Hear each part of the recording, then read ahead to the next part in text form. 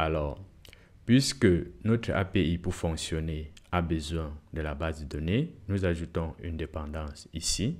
Et l'application web pour fonctionner a besoin de l'API, donc nous ajoutons également une dépendance entre l'application web et notre API.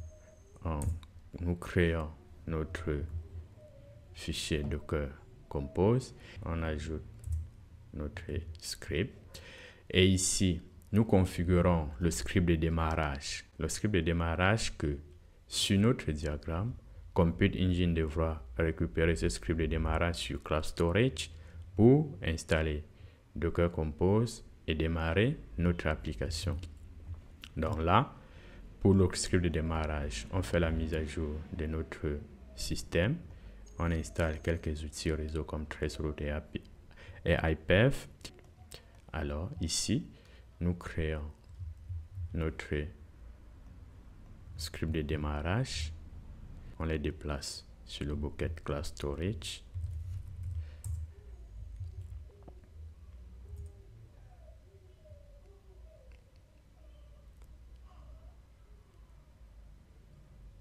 OK.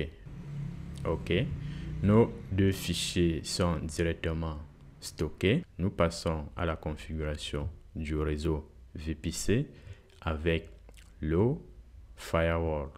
Nous créons un réseau GCP. Alors, nous ouvrons notre console. On crée notre réseau qui doit nous permettre d'accéder à Internet. Ici, on donne un tag qu'on doit configurer sur notre instance compute. Ici, nous validons le pare-feu. Venons de terminer la configuration de notre réseau VPC, sous-réseau et le pare-feu. Nous pouvons à présent créer notre instance Compute Engine. Ici, notre script pour déployer.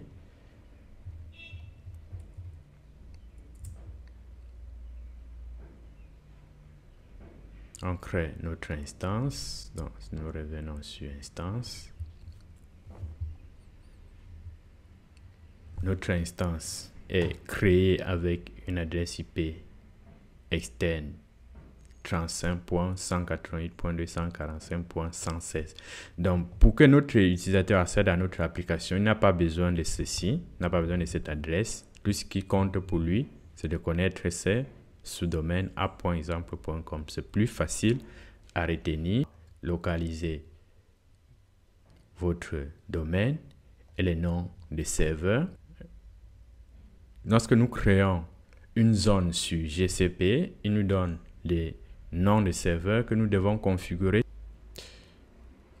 Networking, Network Service, et vous choisissez Cloud DNS.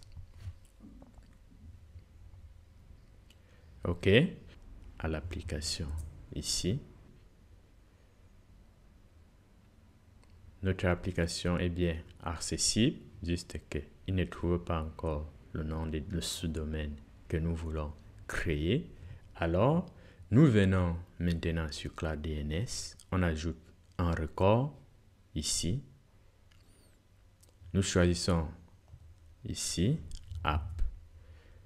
Nous sélectionnons le type A parce qu'il doit pointer vers une adresse IP. Si nous voulons que ça pointe sur un domaine, nous pouvons choisir le type CNAME.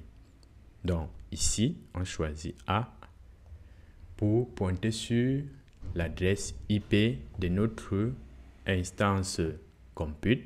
Donc nous sélectionnons ici.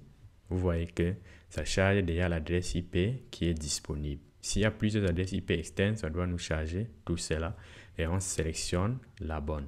Mais puisque nous ne voulons pas que ça reste de toute façon, on sélectionne et nous avons notre application qui est pointée. On valide. Sinon, vous pouvez toujours utiliser la commande ici. Voilà la commande que GCP vous propose pour configurer directement cela. Alors, on valide. Notre domaine, sous-domaine est configuré. Donc, si nous testons ici, ns lookup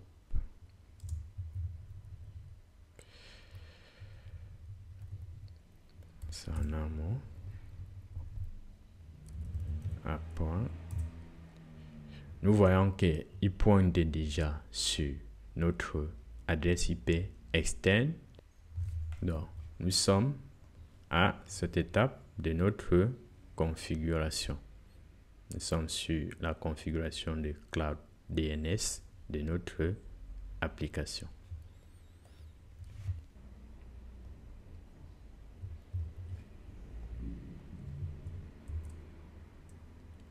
On patiente.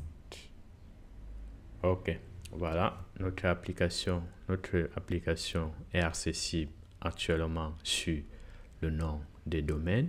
Donc, c'est bien propagé. Nous cliquons ici pour ajouter par exemple un département. On ajoute. Ok, notre base de données fonctionne bien.